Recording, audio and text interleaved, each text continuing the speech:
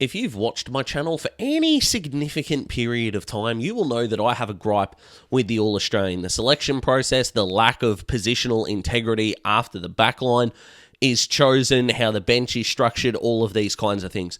I still think this is a worthy exercise though, as I like talking about guys from different angles to bring a positive perspective because it's pre-season. We need to have some optimism here around the place. So, 6 guys who could be All-Australian Smokies. Now, how did I define who is a Smoky and who isn't? Very simply, I went to Sportsbet's All-Australian 2025 odds and went from there. This is not a gambling video. This is not gambling advice or anything like that. That was just the parameters that I'd set in order to pick these players. That's it. Easily jumped into my top 10 favourite non-Hawthorn players last year and probably 2 years ago, if I'm being honest. I love Nazaya Wanganeen-Miller. I really do. The silkiness off halfback is just golden. In terms of what you want your halfback to be, he fits the bill. His kicking inside 50 is awesome. You just want the ball in his hands a lot. And given that St Kilda have got a lot of uncertainty, especially around their health at the moment, I think he is a guy that is definitely going to stand up with some questions around Jack Sinclair's best position. And I just think he and Nazaya just need to be parked on the halfback flanks and go for your life. I know Sinclair's been a good midfielder, don't get me wrong, but I still think that is the way to go and rebound from there. I don't think Nazaya is going to be a midfielder, not this year anyway. And I think parking himself at a halfback flank, another year, another step, another piece of growth in terms of his development. And I think he could be getting his first blazer in 25. Already an All-Australian, this is the one that I can perfectly understand people going, really? That's a little bit out there, I suppose. But again, it wouldn't be a good video if you just went, I think it's going to be Sam Taylor and Jacob Wiedering and Cal Wilkie and all of these kinds of guys, right? This is what this video is for. He hasn't had the best preseason so far, so I can understand if this does kind of fall back on me a little bit and this ends up being a poorly aging call. I understand that, but all of Alirali's traits suit what a key defender looks like. Now, his one-on-one stats are not perfect. He made the All-Australian team without, again, a very good defensive one-on-one percentage win rate. Now, I'm not saying it was bad by any means, but he wasn't excessively above average. All right, so I just think that with the full season, the momentum that could be built under Ken Hinkley, because Port Adelaide play their best footy when his job is on the line, I think they've got, Butters. Rosie maybe could be seen as a little bit of a smoky, but outside of that, maybe a Kane Farrell if he does take the Dan Houston role. We shall see. But I think Alir down back, and also with the fact that no one else at Port Adelaide down back is seemingly fit either from a key position point of view. I trust his hands the most, that athletic ability. He's very easy to watch, which is pretty good as well. So I like Alir here. Risky, but I like it. Now, this is the only one with a genuine asterisk to it, so work with me here. So, Rory Laird's 31. He's going to be 31 for the entirety of the season, turned 31 back in December.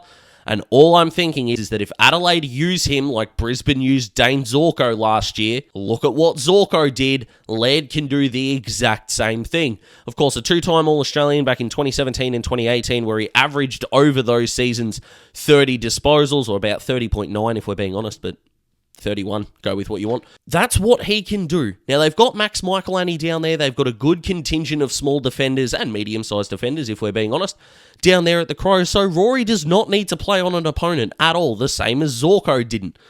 And go and do what he did. And that's pretty much the end of the analysis. Get him out of the midfield, have Crouch, have Dawson, have Saligo, Rankin can roll through there.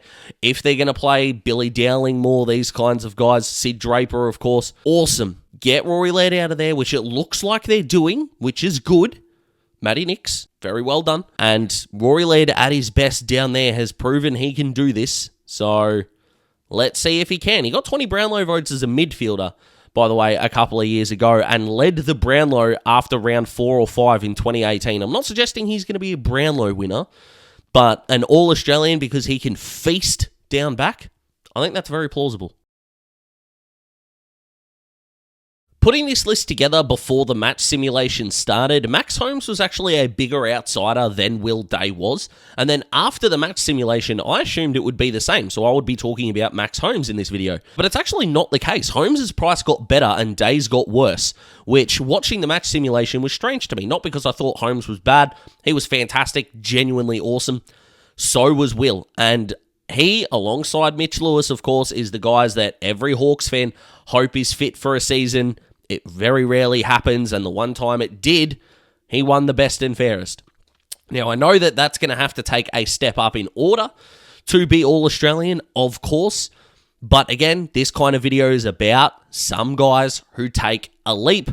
I think he can do that. He and Jai are kind of your A- midfielders, I think, at this point in time. I think they are better than B+.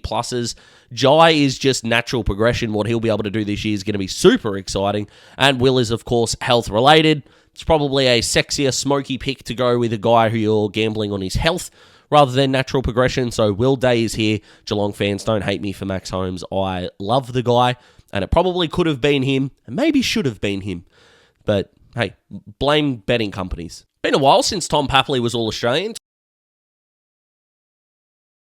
21, I believe, was the last time that he was an All-Australian recipient. How do I think that is going to come to fruition this season? Well, part of it is going to be, is the midfield rotation going to have him in there?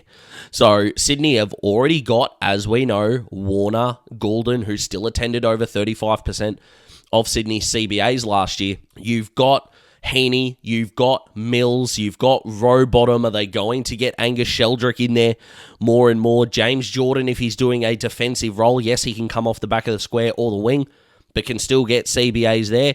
Is the need for Papley in there going to be super strong? Hard to say, and even with his CBA rotations last year, he still kicked 36 goals. If he is back to that permanent small forward terrorizing little shit, and I mean that respectfully, I love it. Personality in sport is great, and anyone that can get under the opposition's skin for how good they are with a bit of attitude, I am 100% on board with. That 36 can still get a significant increase. You might be looking at maybe your 50 there, raising the bat, if everything goes well, of course.